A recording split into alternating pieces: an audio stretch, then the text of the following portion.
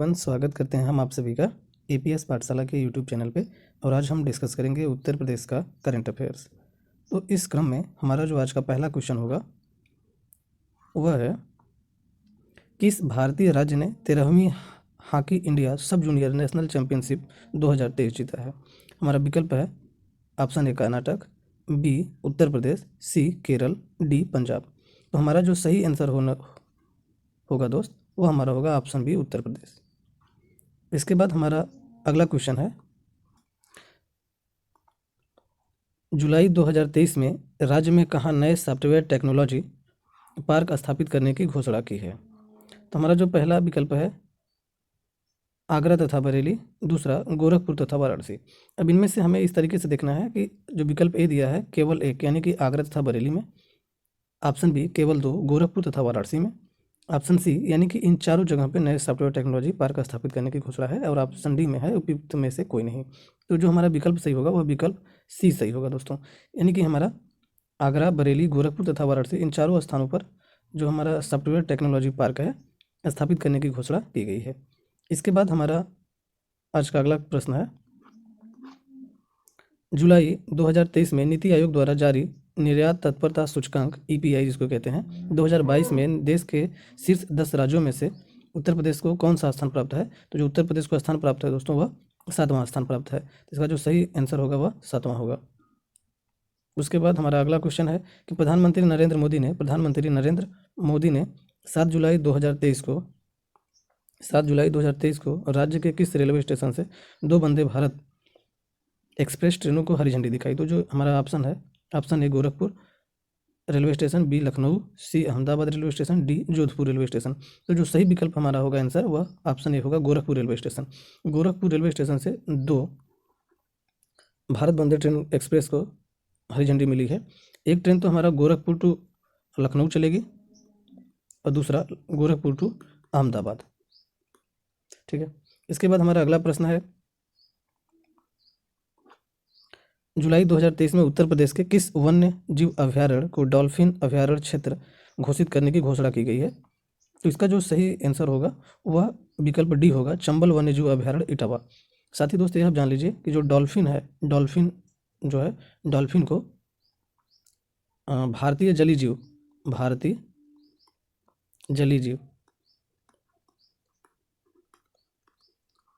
जीव के रूप में भी घोषित किया गया है 2009 से। यानी कि भारतीय जलीय जीव को अगर पूछता है तो भारतीय जलीय जीव हमारा क्या है, डॉल्फिन मछली है। उसके बाद हमारा अगला प्रश्न है, 13 जुलाई 2023 को राज्य के किस शहर को MAC multi agency centre MSC से जोड़ा जाएगा, जो देश भर की खुफिया एजेंसियों से सीधे संपर्क स्थापित करेगा। तो यहाँ पे हमारा जो विकल्प होगा वह विकल्प ए जो हमारा बी है कानपुर, तो कानपुर को जोड़ा जाएगा। ठीक है। और मैक में जो हमारी सभी जितने प्रकार की खुफिया एजेंसी हैं वो सभी मैक से हमारी जुड़ी होती हैं। इसके बाद हमारा अगला प्रश्न है, जुलाई 2023 में उत्तर प्रदेश के किस भारतीय औद्योगिक संस्थान ने कामिकाजे आत्मघाती ड्रोन विकसित किया है। तो जो ड्रोन विकसित हुआ है दोस्तों वह किसकी हेल्प से हुआ है, विकल्प हमारा सही होगा आईआईटी कानपुर में। आईआईटी कानपुर ने एक जो ड्रोन विकसित किया है, यह ड्रोन 6 kg जो भी विस्फोटक पदार्थ है उसको भारतीय सीमा से 100 किलोमीटर दूर तक ले जा करके मार करने की क्षमता है, और साथ ही साथ इसमें एल्गोरिदम सिस्टम से यह खुद निर्णय भी ले सकता है। उसके बाद हमारा अगला प्रश्न है, निम्नलिखित में से उत्तर मध्य रेलवे का कौन सा स्टेशन यात्रियों के लिए स्लीपिंग पॉड की सुविधा शुभारंभ करने वाला उत्तर प्रदेश का पहला स्टेशन होगा। तो यह जो स्टेशन होगा प्रयागराज जंक्शन होगा। यानी कि अब यात्री जब भी उतरेंगे ट्रेन से तो उनको रहने के लिए या फिर सोने के लिए होटलों की तलाश नहीं करनी पड़ेगी, वहीं पर सुविधा उपलब्ध हो जा रही है।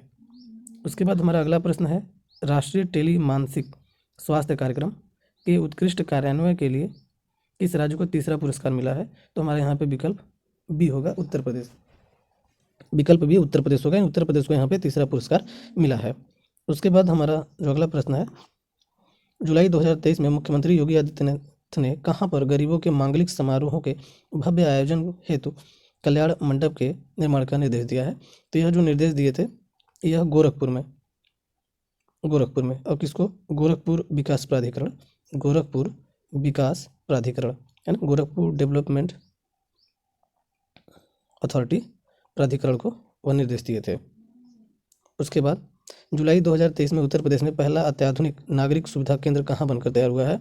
तो यह सुविधा केंद्र जो बनकर तैयार हुआ है दोस्तों यह कानपुर में बनकर तैयार हुआ है। अब यह किस प्रकार की सुविधा प्रदान करेगा, तो जो भी नगर निगम वाले क्षेत्र हैं, नगर निगम जो भी नगर निगम वाले क्षेत्र है वहाँ पे जो उनके लिए जन्म प्रमाण पत्र, मृत्यु से संबंधित जो भी सुविधाएं हैं वहाँ पे प्रदान कर दी जाएंगी। इसके बाद हमारा अगला प्रश्न है कि निम्नलिखित में से देश का सबसे ऊंचा मॉल कहाँ बनाया जा रहा है, तो पूरे देश का सबसे ऊंचा मॉल बनाने की बात कर रहा है, तो यह नोएडा में बन रहा है, गौतम बुद्ध नगर नोएडा, सेक्टर 129 में, सेक्टर 129 में यह बनाया जा रहा है। इसके बाद अगले प्रश्न की ओर बढ़ेंगे, तो अगला प्रश्न हमारा है कि 11 जुलाई से 25 अगस्त 2023 तक राज्य में चारागाह की जमीनों पर पशुओं को हरा चारा उपलब्ध कराने हेतु कौन सी घास लगाने का निर्णय लिया गया है।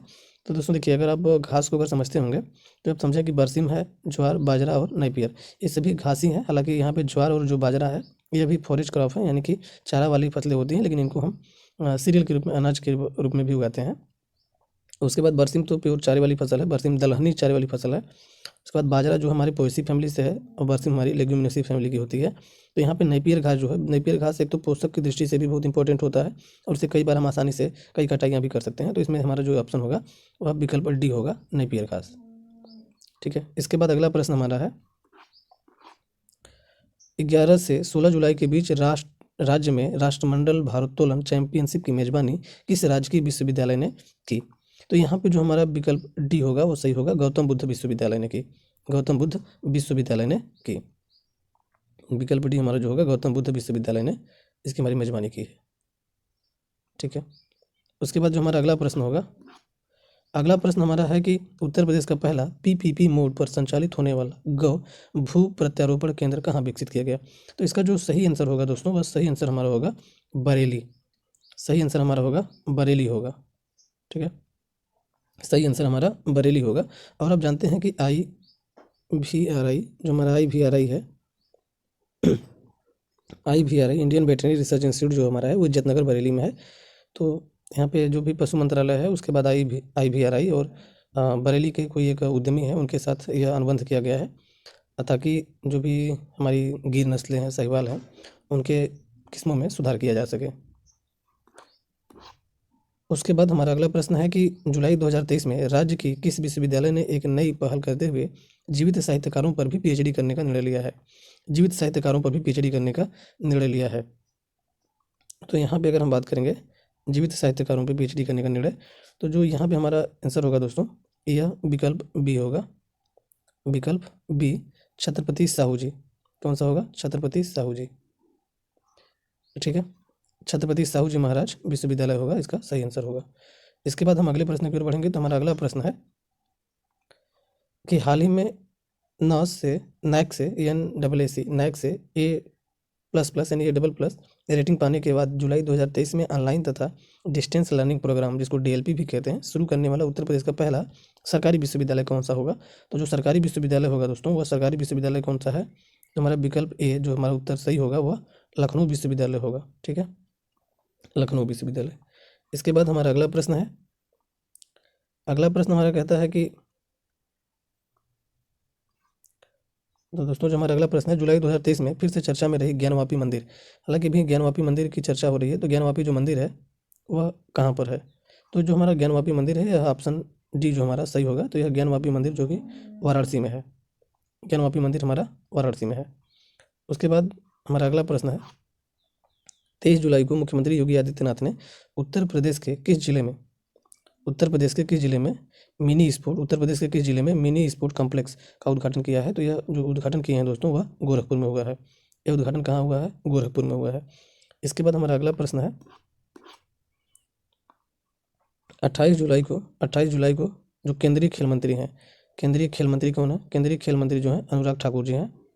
अनुराग ठाकुर जी ने उत्तर प्रदेश राज्य सरकार द्वारा निर्मित कितने खेलो इंडिया की बात हो रही है यहाँ पे, कितने खेलो इंडिया सेंटरों का उद्घाटन किया गया है। तो टोटल 69 सेंटरों का उद्घाटन किया गया है। इसके बाद हमारा अगला प्रश्न है कि जुलाई 2023 में राज्य के किस विश्वविद्यालय में देश का पहला ट्रांसजेंडर सेल स्थापित किया गया है। पहला ट्रांसजेंडर सेल की बात कर रहा है, तो यह स्थापित किया गया है, ऑप्शन ए हमारा सही होगा, काशी विद्यापीठ में, ऑप्शन ए काशी विद्यापीठ में। उसके बाद हमारा अगला प्रश्न है, जुलाई 2023 में उत्तर प्रदेश ने अपने खुद का रेवेन्यू कोड लॉन्च किया, ऐसा करने वाला वह उत्तर प्रदेश देश का पहला राज्य बन गया है, देश का राज्य बन गया है। यहाँ पे पूछ रहा है कि कौन सा राज्य बन गया है, तो जो पहला राज्य है वह महाराष्ट्र है, जो पहला राज्य है वह महाराष्ट्र है, और जो दूसरा हमारा यूपी है, तो दूसरा हमारा यूपी, तो हमारा दूसरा राज्य यूपी बन गया है। ठीक है, दूसरा राज्य हमारा यूपी बन गया है। उसके बाद हमारा अगला प्रश्न है, जुलाई 2023 में राज्य सरकार ने बुंदेलखंड औद्योगिक विकास प्राधिकरण, जिसको हम बीडा भी कहते हैं, बुंदेलखंड औद्योगिक BIDA के सृजन का निर्णय लिया है। इसका मुख्यालय कहाँ स्थित होगा, तो इसका जो मुख्यालय होगा वह दोस्तों वह झांसी में होगा। इसका मुख्यालय हमारा झांसी में होगा, तो विकल्प बी जो हमारा सही है। उसके बाद जुलाई 2023 में राज्य सरकार ने राज्य के सभी 677 नर्सिंग तथा पैरामेडिकल कॉलेजों की रेटिंग जारी की थी। इस सूची में कौन सा जिला शीर्ष स्थान पर रहा है, तो शीर्ष स्थान पर जो हमारा कानपुर रहा है, तो विकल्प बी हमारा सही हो जाएगा कानपुर। ठीक है, विकल्प बी हमारा सही हो जाएगा कानपुर में। उसके बाद हमारा अगला प्रश्न है, जुलाई 2023 में उत्तर प्रदेश सरकार ने किस राजकीय एक्सप्रेसवे के किनारे 7 नए औद्योगिक गलियारे बनाने की योजना बनाई है, तो यहाँ पे देखिए, यहाँ पे राजकीय एक्सप्रेसवे पूछ रहा है, तो पूर्वांचल एक्सप्रेस है और बुंदेलखंड, तो इन दोनों के किनारे जो हमारा औद्योगिक गलियारा बनाने की बात कही गई है। ठीक है, तो हमारा जो विकल्प सी होगा वह सही होगा कि 1 तथा 2 दोनों।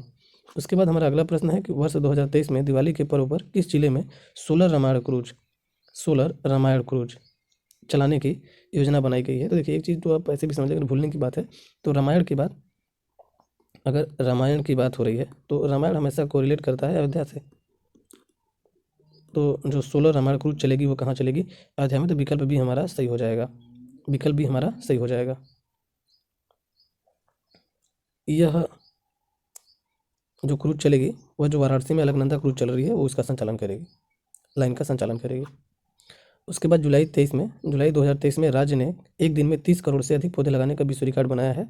तो किस राज्य ने विश्व रिकॉर्ड बनाया है, तो जुलाई 23 में जो उत्तर प्रदेश है हमारा दोस्तों, उत्तर प्रदेश यानी विकल्प जो हमारा डी होगा या सही होगा, उत्तर प्रदेश ने 30 करोड़ से अधिक पौधे लगाने का विश्व रिकॉर्ड बना लिया है। उसके बाद हमारा अगला क्वेश्चन है कि उत्तर प्रदेश सरकार द्वारा शुरू किए गए मिशन शक्ति 4.0 का मुख्य फोकस क्या है, तो हमारा जो ऑप्शन दिया है, ए कृषि पद्धतियों में सुधार करना, बी महिलाओं की सुरक्षा सुनिश्चित करना और उनके खिलाफ अपराधों को कम करना, विकल्प सी डिजिटल साक्षरता को बढ़ावा देना, विकल्प डी स्वास्थ्य देखभाल के बुनियादी ढांचे को बढ़ाना। तो जो यहाँ पे हमारा मिशन शक्ति है, मिशन शक्ति 4.0 का जो मुख्य फोकस है दोस्तों, यह ऑप्शन बी होगा, जो कि सही उत्तर होगा कि महिलाओं की सुरक्षा सुनिश्चित करना और उनके खिलाफ अपराधों को कम करने की दृष्टि से मिशन शक्ति 4.0 का शुरुआत किया गया है। तो आज की वीडियो में बस इतना ही, बने रहिए हमारे अगले वीडियो के लिए। हमारा अगला वीडियो अगस्त माह का करंट अफेयर्स जो कि उत्तर प्रदेश का होगा तो आने वाला है। तब तक के लिए अपना ख्याल रखें, बाय बाय।